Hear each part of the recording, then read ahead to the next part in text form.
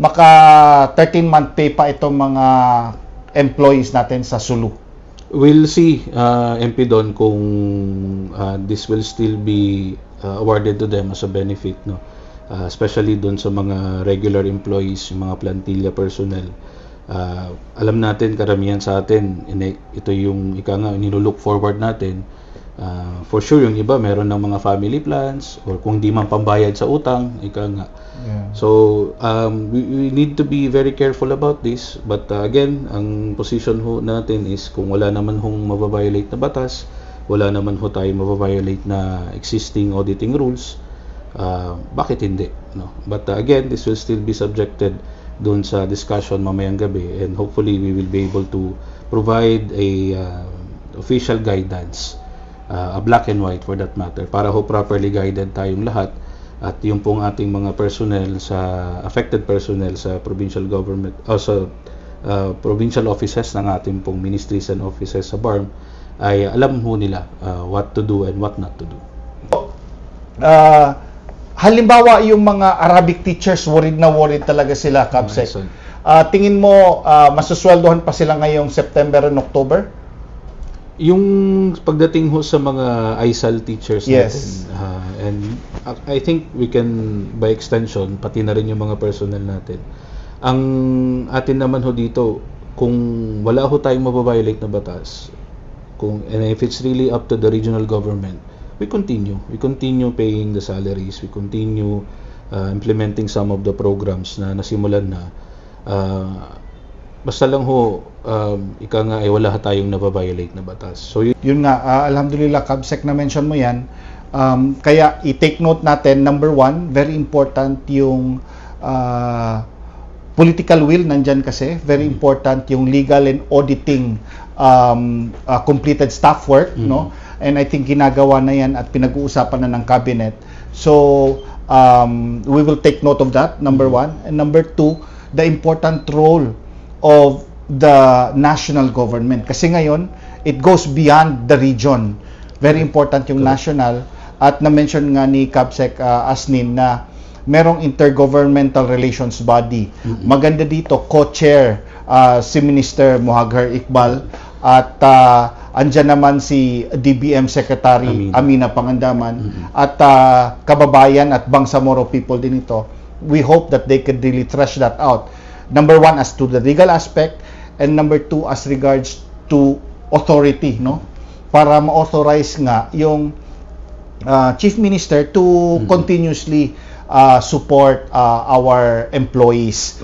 At sana ma-advise din kami, Kabsec, does the Bangsamoro Transition Authority need to do anything to help the executive? No, do we need to pass a bill that would authorize such, or kailangan ba executive order from the president, or kahit chief minister na mag-issue because of the general welfare of the Bangsamoro? So yun ang sinabi ni Kabsec Asnin, pag-uusapan nila mamayang gabi, at saka itatopic din ito ng IGRB.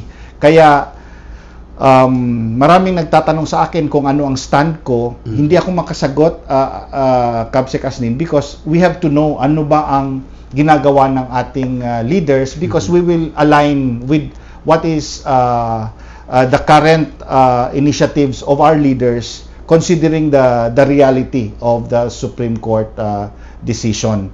So, ang IGRB, kailan ba ito magkakaroon ng meeting? Next month, yung schedule ng IGRB at yung based dun sa napagkasunduan, the venue will be here in Mindanao. Okay. So, ang next na tanong ko, Kabsec, is ang maging situation is that the offices in Sulu will be transferred to a national regional office. Hindi natin alam kung Region 9 ba, o kaya may nagkukwento dun sa Mimaropa sa Palawan, o may nagkukwento rin na yung Sulu mismo gawin na isang region. But be that as it may, ang tanong is, from halimbawa, itong mga plantilla, halimbawa, magsimula tayo sa MILG. Pag pumunta siya ng DILG National, automatic ba siyang i-accept or there will be new process of recruitment? Yun yung kaya very important na magkaroon ng coordination between the regional government, the national government, and the provincial government of Sulu. Dahil say for example, kung ang trajectory is that DILG, ang tanong ngayon is ready ba sila to absorb yung ganung kalaking personnel sa kanilang budget? Ongoing yung budget deliberation sa House of Representatives ngayon. Na-factor in ba yun? In the event na sila ngayon sasalo. On the other hand, kung provincial government naman, kakayanin ba ng budget? No?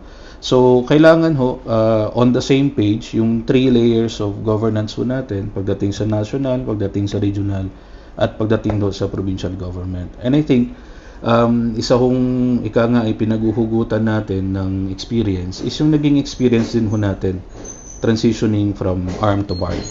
Yun ang language is deemed abolished, di ba? Yung arm.